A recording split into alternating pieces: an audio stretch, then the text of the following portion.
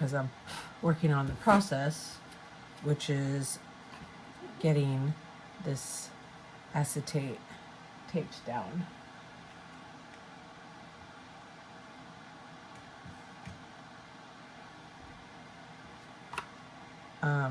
I don't really love this situation. Like, I really don't. I don't really know if that's making a difference. I don't love it in the light.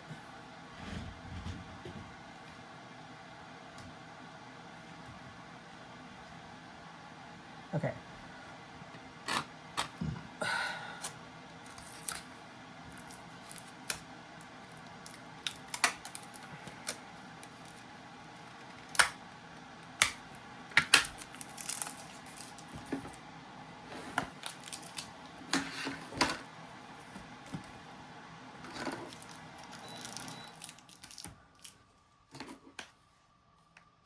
There was a large puddle of blood at the back of the vehicle, and then a blood trail up to the edge of the cliff. Y ahora es aquí en la orilla, nos dimos cuenta que efectivamente una persona se encontraba en el área del acantilado. Estaba doblado detrás de las piernas, su cabeza estaba chueca, se miraba un lesionado, muy sangrado, mucha sangre, demasiada sangre. Notaba que estaba como navajeado porque ahí donde estaba el arrastre, lo voy a plantar antes de la pantarlo para el cañón, había como pedazo de intestino, de tripa, no sé qué era. He was stabbed approximately 24 times. He had a large cut at his throat. Some of his intestines were discovered alongside the road. I just remember the medical examiner explaining that this didn't need to be this bad, right? That he didn't need to be killed 3 times over. That the death could have occurred in it's kind of dusty. I don't love that, but okay.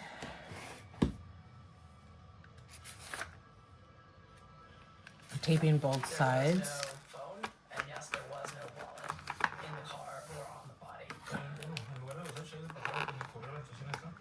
Pues hicieron su trabajo y no encontraron el arma del homicidio, no encontraron algún indicio que les diera a una persona específica. No había nada personal, pero no había. I have a tendency to force things, and so I'm honestly just trying to take my time.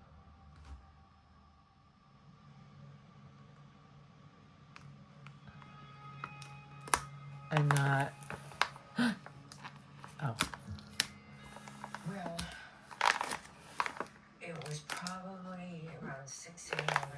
So now this piece of acetate is taped on here twice, so that I can, and then I was going to add a tab. She said Jake is dead.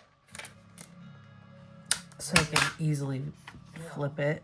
That can't be. And she said no. They found his car, and it was his Range Rover, and he's dead. And I just couldn't believe it. So I can lift it easily without having to grab it. Something at all.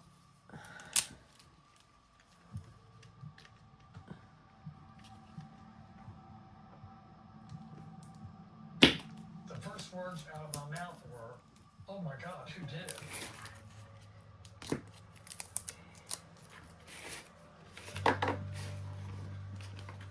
Those closest to Jake are at a complete loss. Who could have done this? And more importantly, why? I'm not going to do this page yet. Nothing that points to a motive. Okay. All they can do is wonder if this is just So, another senseless act of violence.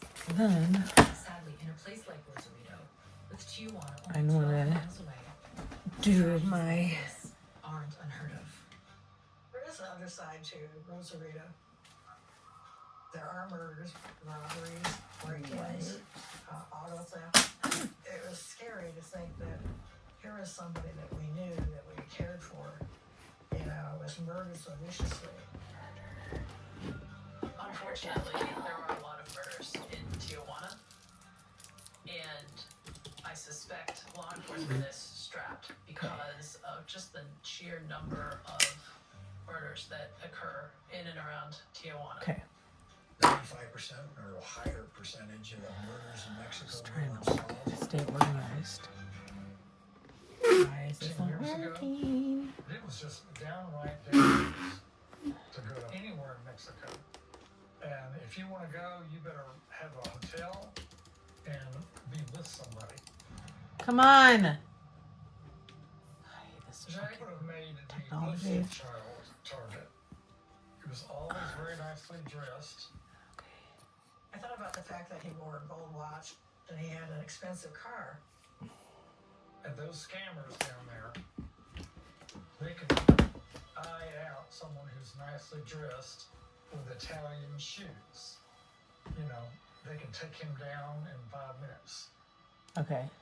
And so the thought was that it was a robbery. That's one of the reasons it was never surprising to any of us that he got murdered in Mexico. While local law enforcement isn't dismissing the idea of a robbery gone wrong, their focus shifts to the unsettling details at the crime scene and the tangled timeline of events leading up to it. It still doesn't make sense to me that he would be out at that time of night. Jake did not like to drive at night. And that was very unusual for him to do that. To go out late at night. Why was Jake out on a desolate part of the highway after midnight? And more importantly, So who was the last person to see him alive? I assisted with Mexican law I enforcement. looked up. We conducted interviews of employees with the hotel, and they indicated to us that Jake checked into Bobby's Different privacy with another male. ways to Somebody do. Marandino having dinner with another man and went back upstairs There it is. at about 10 o'clock that night. We interviewed the security guard, and he talked about the fact that that person left the hotel on a motorcycle around 11 p.m. I think I need to utilize the pause button. Because that's not the norm. Typically, when you come and you park, you stay the night.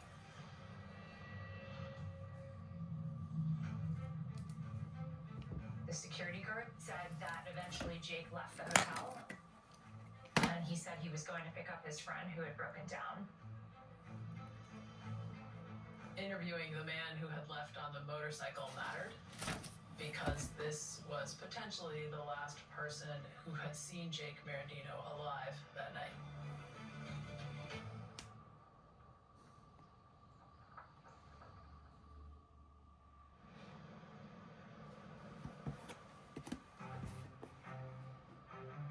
Investigators have a hunch. The last person to see Jake Marandino alive? A mysterious man on a motorcycle. Hotel staff at Bobby's by the Sea noticed him pull out of the parking lot just 3 hours before Jake's mutilated body was discovered in that ravine. The question now, where is he? And what exactly was he doing with Jake that night? The motorcycle man then the next day went to Bobby's by the Sea to collect some items which he said belonged to him. He attempted to retrieve some of his items from the hotel room that he'd been in with Jake. And the manager informed the motorcyclist that his friend Jake Marandino was dead.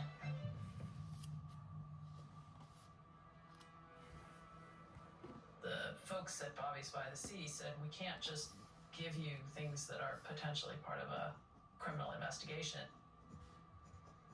The hotel staff told him that he would need to talk to law enforcement before he can retrieve his items. What does this guy really know?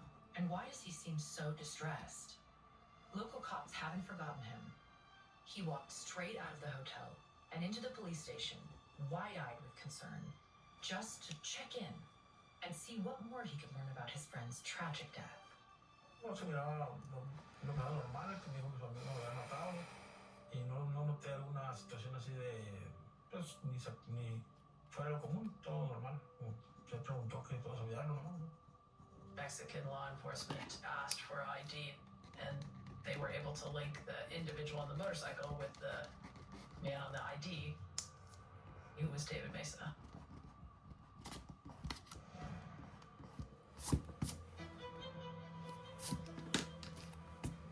So These are organic drawings that I like to do to describe like my His thoughts. name is David Enrique Mesa. He's from Mexico. He's from Southern California. Jake and I had a love for Mexico.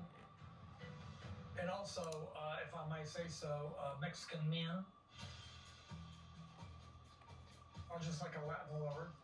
You know, beautiful dark hair. Just Oh. that Mexican aura. But he said he had met some nice guy.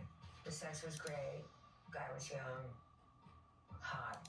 And Jake didn't really go into detail as to how they met, but I assumed it was on like a hookup, shall we say.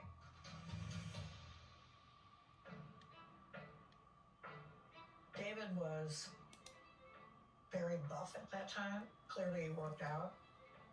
So And what I want to we do were all is, so this shocked is a, that this hunky guy was still hanging around with Jake. There was a Christmas party, and Jake took out some pictures of David, and he showed them to some friends of mine, and one of them recognized David. Was said to me, "He's a porn star." uh-oh. Some of us called him Enrique because he was such a rock star. It was all about the eroticism and the beauty of Enrique David Mesa. So Jake, he very casually mentioned that Enrique has done porn, but Jake never elaborated on that because he did not want to be known as Jake Marandino dating a porn star. But we all knew it. We all knew it. The age difference was considerable. Jake was, 50, and David was like 24, 25. I told Jake, I'm a little worried about you. I'm afraid that he's just going to drop you like a hot potato. And he shook his head and smiled. He said, don't you worry. Daddy's got the upper hand. Jake and David's relationship seems like it was kind of a sugar daddy, sugar baby relationship. Jake was paying for expensive gifts, expensive dinners and trips for David. He would say something like, oh yeah, my baby and I went shopping today, and believe me, he left there with a smile on his face. It felt to me like Jake Marandino was spending money on David because he cared for David. Jake had put David as the beneficiary on the condominium. When you buy property in Mexico, you designate, in the title itself, who you name as a beneficiary. Jake even paid tuition for David to go to school to get a nursing degree. That was more than 2 years ago. And now, David is distraught and confused by the shocking turn of events. Mexican law enforcement also found a birthday card in Jake Marandino's car, and it read, "Happy late birthday. I wish I would have been able to spend it with you, and I hope that we are together for a long, long time." Clearly, this note mattered to Jake Marandino. He had kept it. It mattered to him. David's happy to chat with the police. He answers their questions and gives a formal statement before heading back to San Diego, his hometown.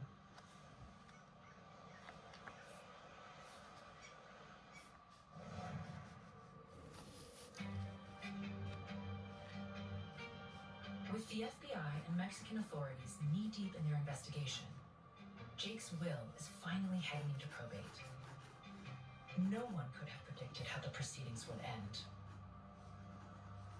We received contact from the probate attorney to let us know that he had received a note in the mail. It was a handwritten note, 1 page, small, from the Hercor Hotel.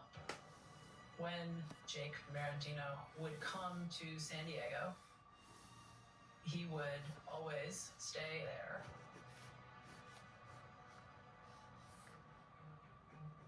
I was retained by one of Jake Marandino's friends, who was named as the executor in a will that was prepared sometime before his death. A week or two after we filed Marandino's book for probate, we got an opposition to the probate of our will. Attached to the application to probate the will was what they call a holographic will. It was on hotel stationery. So we sent a copy to the FBI. It was just simple white paper with dark ink over it, giving everything to a fellow named David Meza. A holographic will just means that the will was handwritten. That will would have been recognized as a valid will, passing property to Meza in the state of Texas. I laughed. I mean, I said, what a joke. Jake wrote that. I mean, I saw a picture of the will. First of all, I could hardly recognize Jake's handwriting. I mean, I had numerous checks from Jake, and the signature didn't even look right. The FBI conducted handwriting analysis on the holographic will, and the results were inconclusive. Well, everybody had the same conclusion, that Jay had been drinking, and then Enrique said, I don't think you really love me. And Jake said, well, of course, baby, I love you. And then Enrique said, well, if you really love me, prove it.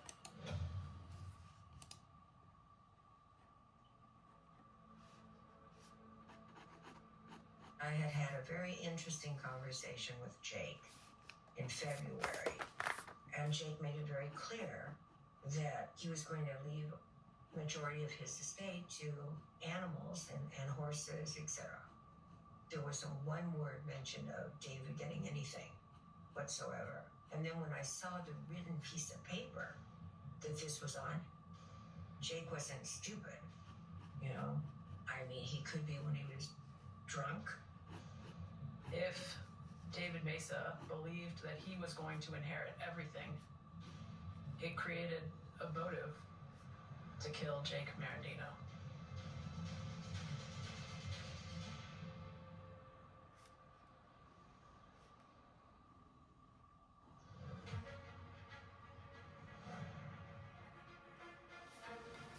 Jake Marandino's friends always knew he had a soft spot for David Meza, but no one thought he'd actually leave his entire fortune to David, the guy who used to flaunt himself as a porn star. Even now, Jake's inner circle swears there was a moment, just before everything went down, where they all felt David wasn't who they thought he was. Jake, David, and myself went to a restaurant down in Rosarito and met Lori and David Britton. I learned that David was going to nursing school. I understood from Barbara that Jake was paying for him to go to school. I have a background in nursing. He couldn't tell me what school he was going to, if it was a one-year LVN program or a registered nurse program. He had no understanding of what I was even talking about. He acted like a pool boy. He could not make eye contact. Asking him a question was enough for him to barely answer or look the other way. He couldn't even answer simple questions like, what was the name of the school? Have you learned how to take a blood pressure? I'm sitting there thinking, there's something wrong with this guy. This guy's a phony. Jake was having a good time with the four of us, and he was not paying any attention to David.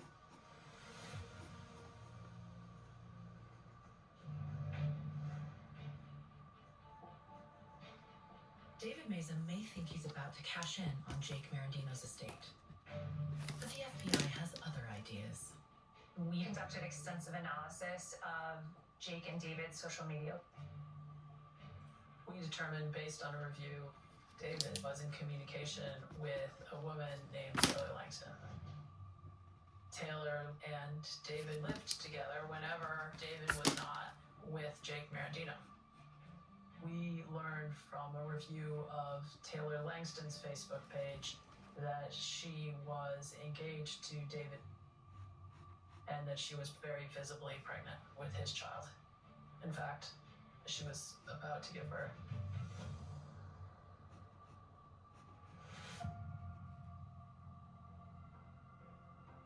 Well, I was shocked, and I knew that there was something, really radically wrong. As far as we could tell, Jake didn't know anything about Taylor or the fact that she was pregnant with David's baby.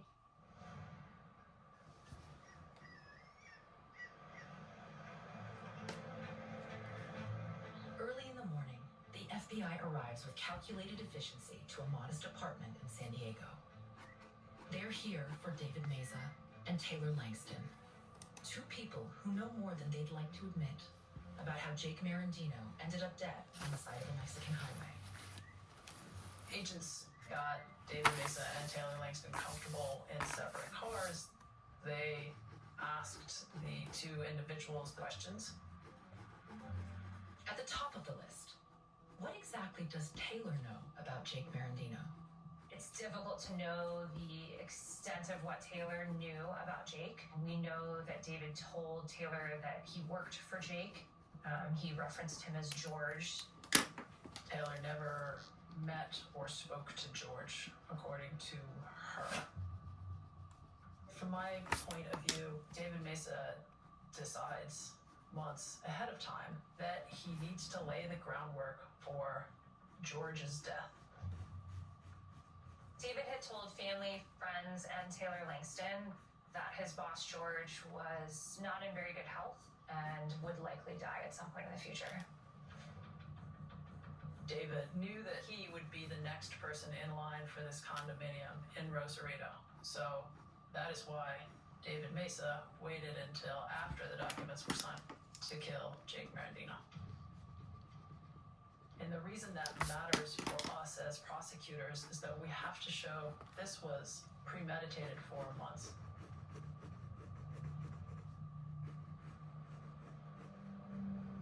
If David had been planning this for months, was Taylor in on the long con? Or simply naive? I don't think that Taylor Langston was aware of that part of his life. Or it didn't seem that way. I'm not sure how one would define what David Meza did. He had made it clear that he would do anything for money. And the reason that mattered is because our running theory at that point was that David Meza was faking a loving relationship with Jake Marandino for money. You'd have instances where David would text Jake something about the workout that he had done that day, and then he would turn around and text Taylor something very similar. So David had these two lives, these two separate lives with two separate individuals, and they were on a crash course.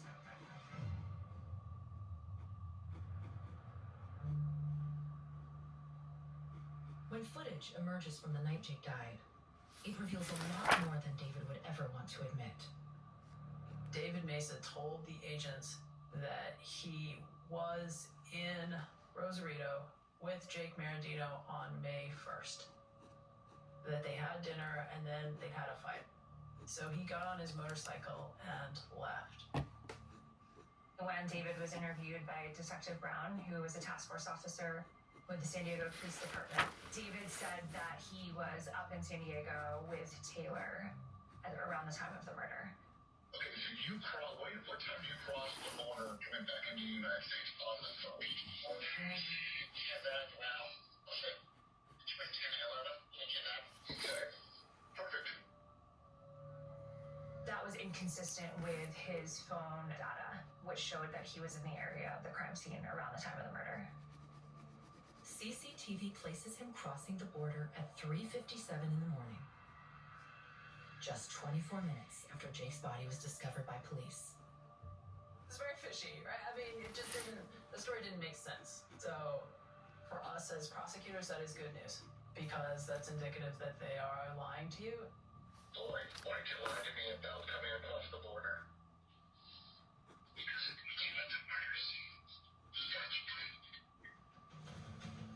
felt that we had all of the pieces to the puzzle to show that David Mesa stabbed Jake Marandino to death and rolled him down that ravine. Was it a slam dunk? No. I'm fairly convinced that he thought he was going to get away with it.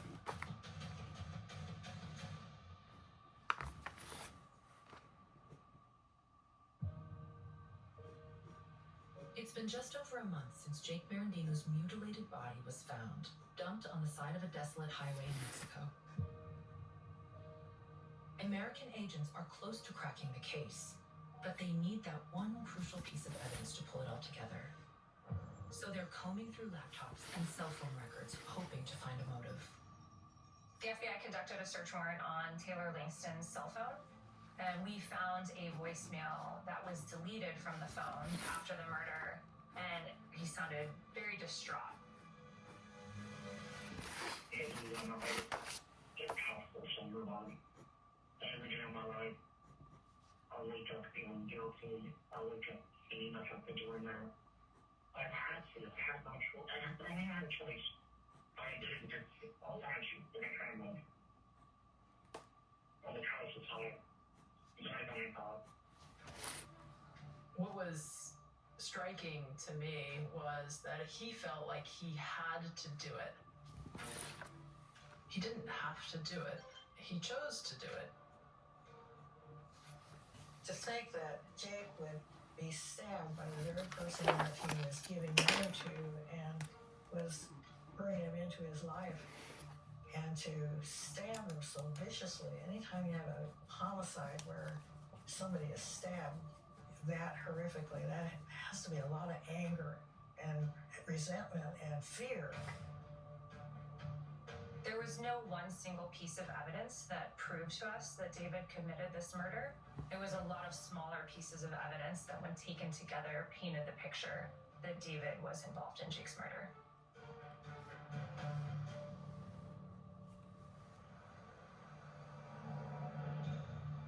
Seven months after Jake Marandino's body was discovered, David Mesa and Taylor Langston are arrested.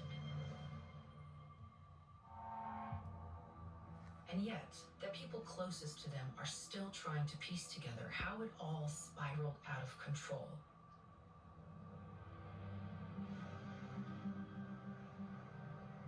I think Jake was desperately seeking somebody to be with.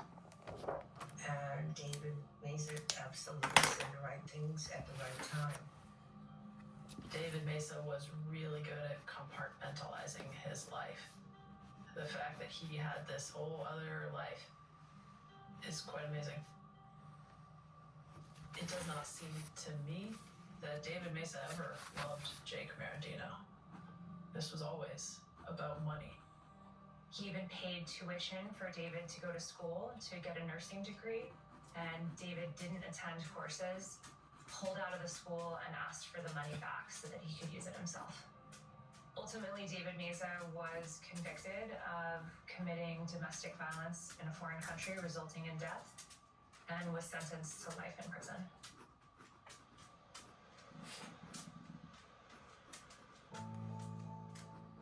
The death of Jake Marandino was very sad for his friends and his family, and was devastating to them.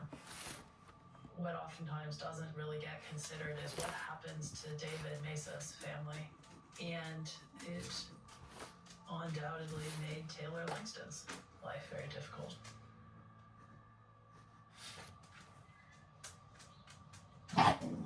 In September 2016, a year after giving birth to their baby and marrying David Mesa, a judge indicts Taylor Langston for conspiracy to obstruct justice. Taylor Langston pled guilty to the obstruction count. She was incarcerated with a small baby, out, being cared for by others.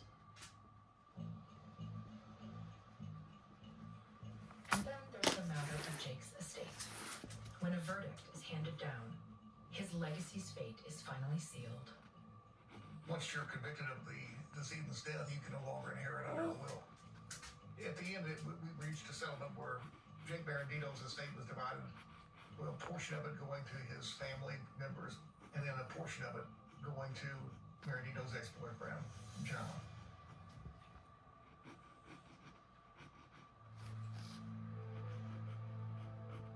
The thing I miss most about him is our conversations. I don't have anybody in my life now that I can talk to like that. We would tell each other everything and laugh. Mainly, I just downright miss him.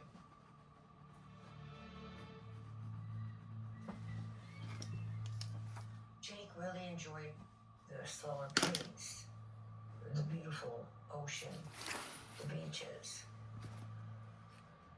But also, I think he got to a point where he wanted to spend more time with David. That's kind of why I thought maybe Rosarito wouldn't be a bad idea. I have not been back since Jay's death. It was horribly sad. He was nothing but a good guy. He was generous. And David didn't have to kill him to get what he wanted.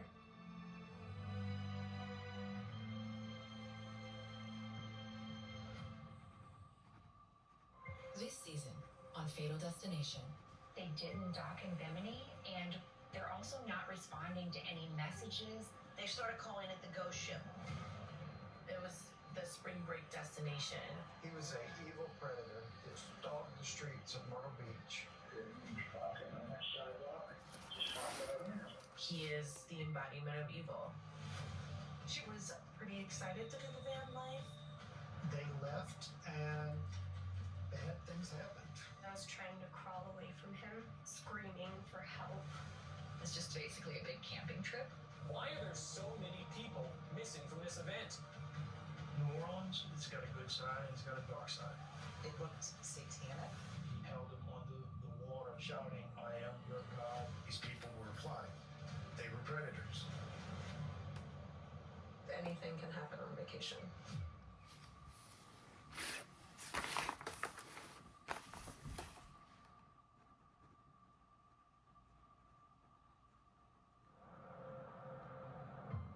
She very much had a specific image that she wanted to portray to the world. She was still living her best life. He honed in on that, like, oh, she's easy prey. It starts off as a romantic escape